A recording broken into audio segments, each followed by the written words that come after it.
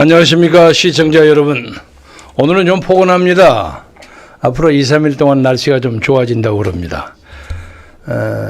오늘 아침엔 좀 우울한 소식들이 많이 있어서 엊그제도 제가 시청자 여러분에게 말씀드렸듯이 이재명 사건에 대해서는 당분간 제가 말을 좀 절제하겠다고 얘기를 했는데 또 그 비슷한 사건이 연달아 일어나서 이재명 자신의 문제는 아니지만 그와 관련된 사람들의 이야기를 화제로 좀 삼아 보겠습니다.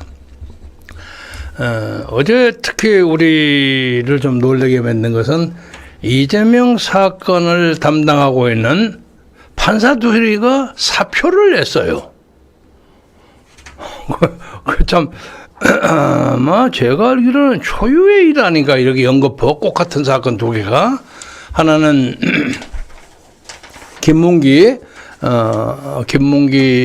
그 존재를 몰랐다는 이재명 당시 경기도지사의 소위 그 선거법 위반 문제를 다루는 강규태 판사 건이고, 또 하나는 김만배의 그 대장동 사건 하는 김상일 판사, 이 두 사람이 공교롭게 다 판사직을 그만뒀어요. 그게 좀 이상하잖아요. 하나는 또 모르겠지만 두 개가 동시에 그러니까 무슨 압력을 받았나? 맨 처음 생각하는 게 그거죠. 혹시 모략을 당해서 그러나? 아니면 너무 지루해서 그러나? 이런 여러 가지 의문이 생기는데, 아무래도 압력을 받았나? 압력을 느꼈나? 하는 것이 첫 번째 제기되는 의혹이라고 생각이 됩니다. 강규태 판사의 말에 의하면 1971년생인데, 전라남도 해남 출신이에요. 그래서 서강대학 와서 소년 등고해가지고 서울에 올라온 지 30년이 된 시골 소년, 성공한 시골 소년인데, 이 문제의 김문기 사건을 480일 동안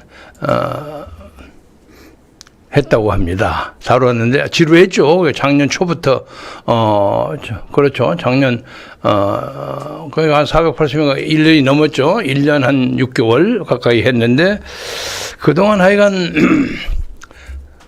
증인이 50명인가 52명인가를 했습니다. 그러니까 뭐 엄청나게 이재명 쪽 변호사들이 그냥 집중 공세를 한 거죠. 그런데 이제 이런 얘기도 있어요. 바쁘면 일주일에 4번씩 재판을 해도 되는데 이 사람들 2주일에 한 번씩 재판했다는 거죠. 그러니까 그렇게 세워라 가라 하고 한 거죠.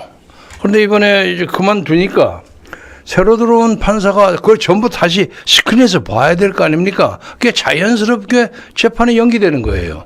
그래서 내년 4월 10일까지는 이재명 피고인에 대한 유무죄 판결이 1차 그 1심 판결이 사실상 불가능하게 되는 것이, 이게 무슨 야리꾸리한 무슨 그 사건이냐, 많은 사람들이 그렇게 생각합니다. 그래서 당사자인 강 판사는 뭐 내가 조선시대 사또도 아니고 뭐 어쩌고 그랬다는 거예요. 또 무슨 말인지 모르겠지만 사또라는 것은 그냥 알아서 자기가 다 정하는 것이 아니니까 그런 얘기겠죠. 그런데 이 강규태 부장판사의 입장을 일응 좀 동정합니다. 얼마나 압력이 많았겠습니까? 말도 못하고. 그리고 또 이재명 사건과 관련돼서 여러 사람들이 자의 혹은 타의로 세상을 떠났어요. 적어도 5명이. 그러니까 거기는 본인이 어떤 갈등을 느껴서 스스로 자기 자살을, 극단적인 선택을 한 것도 있으리라고 생각합니다만, 거의 대부분이 이거 좀 이상하다, 자살한 것이 아니라 자살을 당한 것이 아니냐 하는 의혹이 많아요. 그런 의혹이 많다는 것을 의미하는 것은 압력을 많이 받는다는 것을 의미할 수가 있죠. 그런데 세상에 이런 말이 있죠. 아무리 누가 압력을 얻으려도, 옛날 중국의 드라마 있죠. 판관, 포청천 이런 사람 있죠. 큰 소리 꽉꽉 치면서 죄인을 다루는 사람. 그런 사람처럼 자기가 깨끗하면 괜찮다. 그렇게 생각하는데, 물론 자기가 무슨 어떻게 해서 단돈, 푼돈 받고 어쩌고 하다 약점이 잡혀가지고, 나중에 꼼짝없이 마수에 걸려드는 케이스도 많이 있다고 생각합니다. 우리가 특히 그것을 옛날에 박근혜 대통령의 탄핵 그 심판, 헌재 심판에서 헌재에 관계했던 헌법재판관들이 그런 압력을 많이 받았다 하고 생각합니다. 사람들이 사실 여부는 밝혀지지 않았지만 이 사람들 중에서 적어도 한두 명은 자기가 잘 아는 사람들,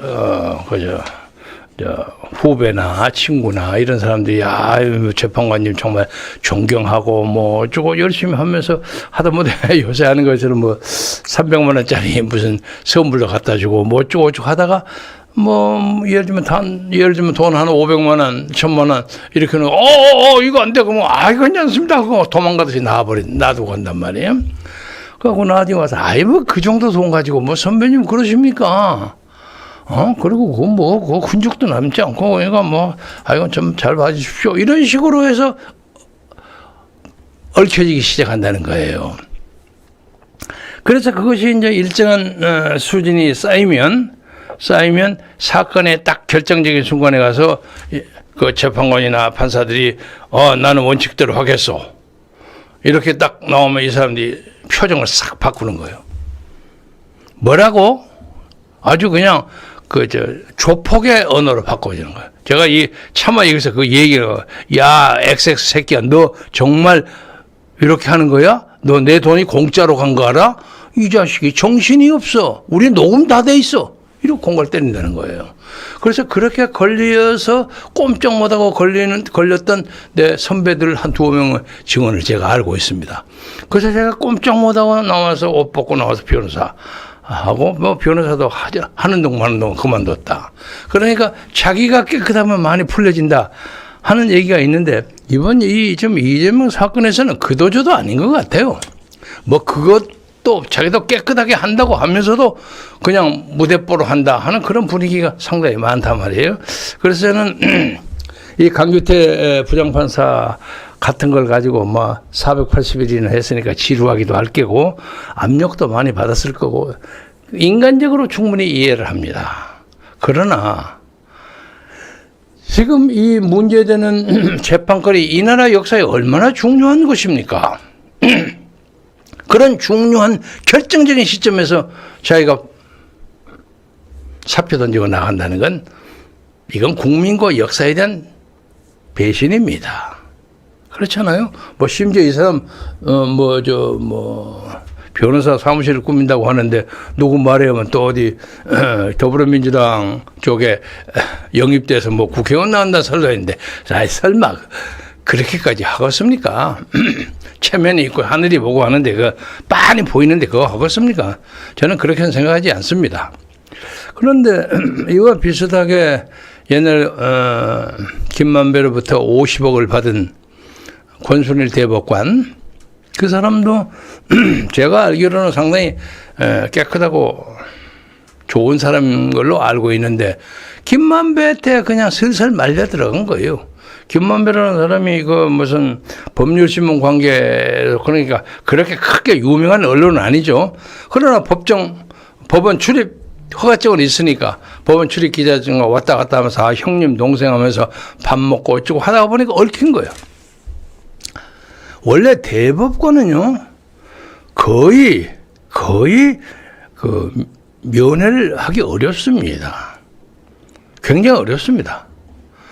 그리고 미국도 나중에 하겠습니다. 미국도 특히 대법관 정도가 아니라 그냥 판사만 정도 적당히 돼도 지법이나 고법의 판사만 되더라도 그 일반적인 세속의 그 어떤 사교, 그 인간적인 거래, 그걸 거의 끊어버립니다. 그러니까 아주 뭐라고 할까, 고적하게 삽니다. 그 집도요, 뚝 떨어진 교회에 숲속에서 살아요. 거의 아마 판사들의 아마 전용 사택일 수도 있습니다만, 그래가지고 입구에는 그냥 메일박스 하나다, 우편함 하나 있고, 그리고 사람이 사는지 아닌지도 잘 모르고, 그리고 다 CCTV에서 들락날락 다 보이게 만들고, 그렇게 살고 예를 들면 무슨 사교 파티 같은 데도 잘 안 갑니다. 왜? 만나다 보면 누가 알게 되고 그러면 또 그 사람 얘기 듣고 보면 재판에 혹시 공정하지 않는 결과를 유도할 수가 있다. 이런 것 때문에 우선 판사가 되는 사람의 경우에는 굉장히 몸조심을 많이 하는 거예요. 근데 아마 권순일도 그랬을 겁니다. 근데 하다 보니까 일이 말려 들어간 거죠. 그래서 세상에 본의 아니게 그런 범죄나 죄악 사건에 연루된 케이스가 적지 않이 있습니다. 저는 이런 문제에 대해서 이 나라의 판검사들이 꾸준히 그런 유혹과 기회에 가까이 있기 때문에 자기 자신을 단속하기가 굉장히 어렵다. 또 우리나라만큼 뭐 집어넣고 그냥 사람 흔들고 편의를 봐주기를 요구하는 그런 풍조가 제가 알기로는 전 세계에 그렇게 많지 않아요. 많지 않아요. 그래서 굉장히 대한민국 같은 나라에서는 판검사 해먹기 어렵습니다. 그런데 이것이 계속 이렇게 되어버리면 나라가 망합니다. 우리가 대법원장 했던 초대 대법원장 했던 김병로 선생 있죠? 그 양반은 이승만 대통령에 의해서 픽업이 된 사람이지만 사법부의 독립성을 확실하게 지켰다는 의미에서 청사에 그 이름을 날리고 있어요. 그렇잖아요? 뭐 그 아들 손자도 있지만 그 얘기는 오늘 안 하겠습니다만 아무튼 김병로 하면 가해인 김병로 하면 이 나라 사법적 정의와 어떤 독립성, 사법의 중립성을 상징하는 어떤 그 표상이 되어 있단 말이에요. 앞으로 몇백 년, 몇천 년 그거 없어지지 않을 겁니다. 그러니까 생각보다는 고독하고 쓸쓸하게 살았어요. 그걸 이겨야 합니다. 그런데 오늘 이 강규대 부장판사 그리고 뭐 김상일 부장판사도 비슷할 거예요. 그리고 권순일 이런 사람들이 내놓고 자기가 손 벌리고 그랬겠습니까? 그래서 무슨 그런 것에 연루가 됐거나 아니면 그 분위기가 너무 무서워서 자기가 빠져나가고 싶어하는 그런 생각도 있었으리라고 생각합니다. 제가 이제 뭐 개인적인 얘기를 좀 하자면 자랑같이 듣지 마시기 바랍니다. 제가 미국에서 한 16년 가까이 살다가 아이들을 일남이 2녀를 낳았습니다. 딸, 아들, 딸 이렇게 낳았는데 이놈의 자식들이 지 애미가 이제 의사 노릇을 했기 때문에 그랬는지 꼬마 때는 전부 앞으로의 장래가 뭐냐 메디컬 닥터예요. 전부 의사 되겠다는 거예요. 그러니까 뭐 지 애미를 굉장히 좋아하죠. 근데 저는 좀 유감스러워. 이놈의 자식들이 뭐 세상에 직업이라는 게 의사밖에 없나? 그 좀 언짢아 생각해서 뭐 지들이 하니까 할 수 없는 거죠. 그리고 솔직히 말해서 자신이라는 게 놔놓고 자기들의 삶이 있는 건데 부모들의 희망도 상대적이지 자기가 선택하는 거 아닙니까? 그래서 그냥 내버려뒀어요. 그런데 뭐 한 몇 년 지나고 나이가 들어서 이제 중학교, 고등학교가 되니까 태도가 바꿔지더란가요. 아, 세 놈이 다 아무도 메디컬 닥터를 하고 싶어 하는 애가 없는 거야. 그러니까 제 집사람이 세상 사는 집사람이 굉장히 배신감을 느꼈어요. 아니 도대체 이게 어떻게 된 거냐는 거야. 당신이 무슨 뭐 설득 그런 적이 없죠. 이게 하늘에 맹세코 있어나만 내가 그런 거 했을 리가 있나. 근데 다 바꿔줬어요. 그래서 제가 한번 아이들한테 야 니들 왜 갑자기 의사 된다고 해다 전부 싹 약소가돼 싹 바꿔줬냐. 그러니까 이건 제가 좀 부끄러운 얘기입니다만 아이 엄마를 보니까 의사가 너무 바쁘더라는 거야. 너무 바쁘고 스트레스가 많고 왜 환자를 갖고 환자의 그 질환 상태에 따라서 항상 신경을 쓰고 이거 보통 일이 아니더라는 거예요. 그리고 그때는 뭐 가정을 꾸미고 또 우리 아이들 학비 이런 걸 하기 위해서 소위 문라이팅이라고 그 야근을 좀 다른 사람보다 한 번씩 더 했을 거예요. 그리고 항상 피곤해하는 것 같고 그래서 아이고 나 우리는 그거 싫다는 거야. 그게 다 빠졌어요. 빠졌는데 공교롭게 하다 보니까 첫 딸하고 아들 그리고 아들의 며느라이 셋이가 다 변호사가 됐어요. 로스쿨을 가서. 그런데 이제 뭐 로스쿨 변호사 하는 것 가지고 관계는 없습니다만, 저거는 우리 큰딸아이가 캘리포니아 고등법원 판사로 임명이 됐어요. 그러니까 뭐 한국에서는 그냥 적당히 넘어갑니다만 현지에서는 좀 시끄럽습니다. 그리고 저는 그놈 때문에 꼬마 때부터 상당히 그 딸 덕을 많이 봤어요. 예를 들면 딸이 무슨, 죄송합니다. 자랑하는 거라 미안합니다만, 수학, 그거 있죠? 수학 경시대 전 세계. 거기에서 전 세계 1등을 한 번 했어요. 그래갖고 막 필라델피아 인콰이러하고 뭐 뉴욕타임즈에서 막 신문이 대문짝만큼 크게 인터뷰가 나왔어요. 그래서 그놈 덕분에, 그 가시나 덕분에, 이름이 지아 킴인데, 김지아 덕분에 제가 김지아의 아버지로 신문에 나온 적이 있어요. 김지아 내 이름 나오고 커머 코리안 인디펜던트 모니터 퍼블리셔 뭐 이러고 나온 적이 있어요. 그러니까 우리 친구들이 야 너는 네 딸 때문에 덕 봤다 이러고 얘기를 하는데, 아무튼 그 녀석이 뭐 좀 괜찮은 대학 로스쿨 나와가지고 이번에 판사가 된다. 아니 판사가 되니까 연락이 잘 안 돼. 야, 너 다른 건 모르지만 네 법법 로수 입는 거 사진 하나 찍어서 나한테 좀 보내주라. 뭐 하려고 그러시냐? 아니 나 그거 하나 크게 만들어가고 확대하고 하나 그래갖고 우리 딸이 판사 됐다고 좀 걸어놓고 싶다. 아이 아빠 그런 것을 그래서 자식아 그게 뭐 어때? 그러니까 알았어요. 그리고 아직도 안 받았어요. 그런데 그렇게 조심하더라고요. 그래서 판사의 길이란 게 굉장히 외롭구나. 심지어 법법이본 그 사진도 지 애비에게 그 하나 보내는 걸 조심스러워하는 거예요. 그래서 방금 얘기되는 그 강 판사나 강규태나 김상일 판사, 그리고 또 저 권순일 대법관 이런 사람들이 나름대로의 뭐 국민에게 이해하기가 좀 어려운 언행을 했다기로서니 그들의 개인적인 고뇌는 충분히 이해합니다. 그러나 그런 것을 이길 자신이 없는 사람은 그거 안 해야 하는 거예요. 제가 그 얘기를 하려고 합니다. 왜? 그들이 그렇게 되어버리면 그들이 이 나라의 소위 연극에 나오는 포청청 같은 판관이 되지 않는 한 대한민국의 사법부가 망하고 나라가 망하는 거예요. 응?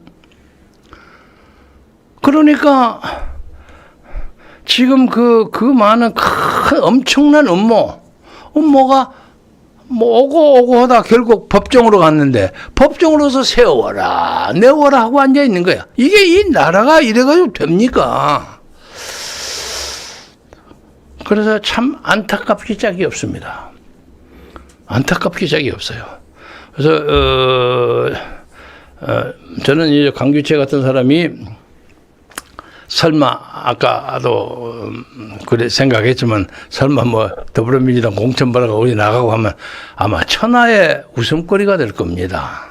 그럴 리가 없겠지만 그리고 자기가 그 재판을 하면서 겪었던 어떤 그 애로사항, 그 남모르는 고뇌 그런 것도 떳떳하게 자기가 밝힐 수 있어야 합니다.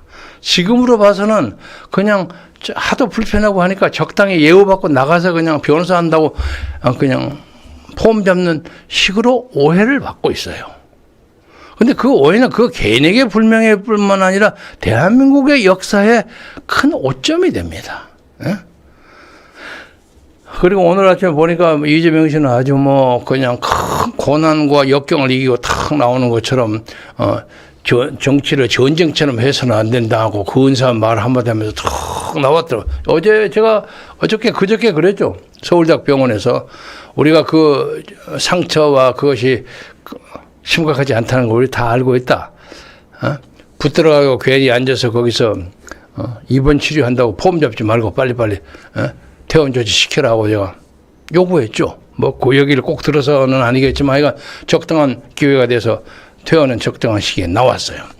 그래서 앞으로 이런 그 이재명의 어떤 사법 리스크 문제가 재판 관계에서 그 절차상의 문제, 뭐 증인의 문제, 뭐 또 뭐 요새 누굽니까 이화영 부지사의 무슨 재판관 기피 신청 등 때문에 100일인가 그 연기되고 그러지 않았습니까? 이런 거 가지고 역사의 판단을 천연시키지 말라 이거예요. 그것도 판사가 탁 끊으면 되는 거예요. 에? 그걸 못 끊는 데는 자기의 약점이 있다고 사람들이 많이 생각합니다. 그래서 이 나라 판사 정신 차리세요. 이 나라 대법원장이 재판에 회부되어 있어요. 무슨 재판이 나올지 두고 봐야 하겠어요. 예? 설마 대법원장을 재판으로 걸었는데 그 말도 안 되는 엉뚱한 거 가지고 걸었겠습니까? 그래서 이 나라의 사법부가 말이죠. 완전히 바닥이야. 이 공신력이. 그 사람들이 뭐 검사 뭐 어쩌고 저쩌고 검사보다 한술 더 떠, 판사들은. 옛날에 제가 변호사 하는 제 후배한테 무슨 얘기를 그런 얘기 들었어요. 뭐 아주 극단적인 예지만은 그 무슨 재판 관계 뭐 이런 걸 해가지고 뭐 자기가 잘 아는 사람이래요. 그래서 뭐 밥을 먹으면 뭐라고 하니까 그 판사가 그래. 야, 너 이거 맨입으로 이거 하려고 그러더라는 거예요. 나는 그런 사고방식이 이 나라 모든 판사에게 다 있다고 생각하지 않습니다. 그러나 판사들은 우리가 부릅뜬 눈으로 보고 있다는 걸 아셔야 합니다. 이것을 도대체 어디서 조사를 해야 합니까? 대법원 자체의 어떤 공개감찰 그런 것이 있는지 아니면 중수처에서 할 수 있는지 아니면 감사원에서 할 수 있는지 좀 이런 것을 자세히 보는 그런 제도가 작동돼야 한다고 생각합니다. 그리고 그런 문제와 관련해서 윤석열 대통령은 요새 그냥 모든 책임은 내가 지켰다고 막 민생을 다룬다고 여러 가지를 매일 발표해. 그러니까 뭐 발표하는 건 좋은데 걔중에 저것은 자기가 아니고 저 행안부 장관 정도가 하는 것인데 왜 저거 그냥 저걸 하지? 국장급 하는 것처럼 그러니까 급하니까 그런다고 그 만기 칠람을 하면 실수할 수가 있습니다. 그리고 보세요. 처음에 임기 직후에 그냥 매일 아침마다 그냥 기자를 만나서 뭐 어쩌고 얘기한 거 제가 그거 하지 말라고 그랬어요. 그거 하면 실수한다고. 아니나 다를까 좀 하다 그만둬요. 그만두고 나면 거의 1년 가까이 기자회견을 거의 안 해. 거의 안 하고 그냥 자기들 수석만 그리고 비서관들 모아놓고 뭐라고 떠들고 열려고 그래요. 그렇게 사람이 많이 변해버렸어요. 자기는 그걸 느끼지 못하죠. 너무 많이 변했어. 이제 거기에는 김건희 여사의 이제 도이치모터스 주가 조작 혐의가 걸려 있는 것은 맞습니다. 맞는데 누누이 제가 말씀드리지만 저는 절대 김건희 지지하고 공개적으로 지지하는 사람 아닙니다. 그러나 김건희의 바로 그 사건만큼은 그 무서운 천하에 그냥 벼르고 있었던 문재인 치하에서도 그 2년 가까이 조사하면서도 별로 나온 거 없잖아요. 그것을 가지고 더불어민주당이 꼭 이 총선에 다가서서 특검한다고 난리치는 이런 놈의 정당이 세상에 어디 있습니까? 치사하기 짝이 없어. 그런데 이렇게 치사하기 짝이 없는 정당을 선거를 하면 국민의힘을 이긴다고 여론조사가 나와서 이 여론조사가 맞는지 틀린지 맞겠죠. 이 정도야. 그게 이 나라가 도대체 어디로 가려는지 모르겠어요. 이 국회의원 선거가 나오면 모든 사람이 정신이 조금 돕니다. 확. 그래서 그런 문제에 대해서 좀 정부나 관계자나 특히 이 판사들 이런 문제에 대해서 좀 신경을 써줬으면 좋겠다. 또 제가 개인적인 얘기 하나를 하자면 이 국회의원 선거가 나오니까 오늘 공정고 상식 멤버 3시가 탈당 선언을 했는데 그 중에 한 사람은 빠졌죠. 원칙과 상식, 원칙과 상식. 거기 한 사람이 빠졌어요. 근데 그 빠진 사람은 이낙연 대표하고 동아일보 손을 뵈고, 그리고 또 그 형이 그 민주당 정권 때 외무장관 했어요. 제가 잘 아는 후배입니다. 윤영찬이라는 사람이 저는 돌아와서 정말 새로운 신당을 창설하는데 앞장서서 그냥 언론인적인 그 지도성을 발휘할 줄 알았는데, 슬그머니 빠졌어. 그래서, 왜 빠졌어? 하고 물어보니까, 현진택인가 어제 무슨 성남중앙구에 이재명계로 벼르고 있던 사람이 무슨 시비가 좀 걸려가지고 아마 배제가 된 모양이에요. 그러니까 그 사이에 이재명계에서 야, 너 그리 안 가도 우리 공천 줄 때 가지 마라. 그런 모양이야. 그래서 싹 빠졌어. 그러면서 민주당을 버리기에는 그 역사가 김대중 노무현의 흔적이 너무 귀하다. 아주 근사한 말을 했어요. 그 민주당은 옛날에 김대중 노무현의 민주당이라고 할지라도 그거 아니야. 전혀 다른 민주당이에요. 이건 이재명의 민주당이에요. 그래서 아이고 윤영찬이도 정치 한 4년 하다 보니까 사람이 달라졌구나 이런 생각이 들어요. 또 거기서 또 꼭 된다는 보장도 없어. 그러면 어떻게 되나? 복잡한데. 이런 등등의 문제가 있고 그냥 선거와 공천을 가지고 그냥 아우성을 치는데, 제가 이제 구체적으로 제가 관계된 걸로 오늘 아침에 어떤 사람이 나에게 무슨 국회의장단 주제에 무슨 인터뷰 시리즈가 있어가지고 박지원 전 의원을 인터뷰를 하는 것이 저한테 왔어요. 근데 누가 모처럼 박지원 제가 잘 아는 사람이니까 그래서 들어봤더니 저를 가지고 올렸다 내렸다 김경재가 막 말하면서 그래요. 그래서 저놈아 아저씨 누구야 이영적이한테는 제가 동기인데 이영적이는 박사라고 그러고 또 누구야 유종근도 박사라고 그러고 김경재는 아무것도 없는 김경재 하면서 지 동네 강아지처럼 얘기를 해. 그래서 저런 건방진 자식 속으로 그러고 있었는데 있지도 않는 말을 가지고 또 만들어내고, 특히 김경재가 쓴 그 김영호 회고록이라는 책, 그 판권 제가 가지고 있습니다. 말도 안 되는 그 자식 정신없는 친구야. 왜 그런 거짓말을 하지? 저는 박지원이를 김대중 선생 당시 미국에서 망명하고 있던 분에게 소개를 해줘서 김대중의 망명에 다소의 재정적인 도움을 유도시킨 것은 사실입니다.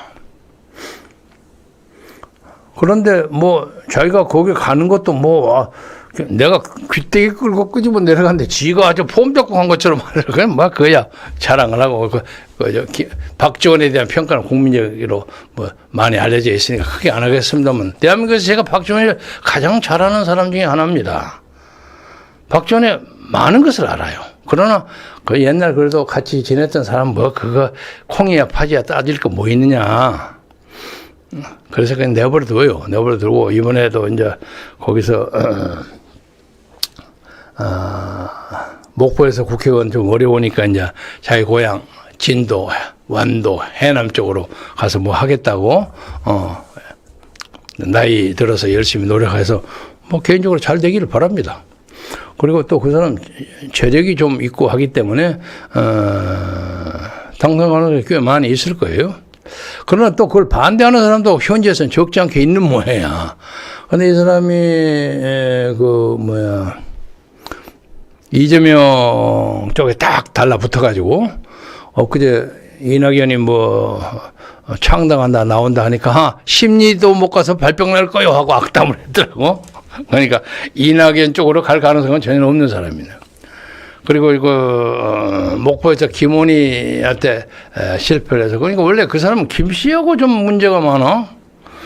부천에서 김문수한테 깨지고 목포에서 김원희한테 깨지고 그래서 김씨하고 좀 그런 것이 있는 모양. 그리고 지금 해남에는 또 이제 김봉호라는 또 거물이 있어요.